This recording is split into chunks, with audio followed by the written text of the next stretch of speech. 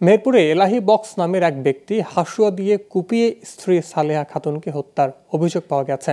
শুক্রবার ভোরে মেহেরপুর সদরের গভীপুর গ্রামে ঘটনা ঘটে।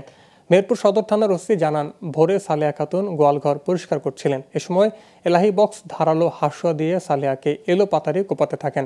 সালেহার চিৎকারে তার স্বজনরা এগিয়ে আসেন। গুরুতর আহত অবস্থায় তাকে উদ্ধার করে মেহেরপুর জেনারেল হাসপাতালে নিলে চিকিৎসক মৃত ঘোষণা করে। এলাহি বক্স বিভিন্ন সময় স্ত্রীকে হত্যার হুমকি দিয়ে আসছিলেন। ঘটনার স্থল থেকে এলাহি বক্সকে আটক করা হয়েছে। মরদেহ উদ্ধার করে মর্গে পাঠানো হয়েছে বলে জানান ওসি।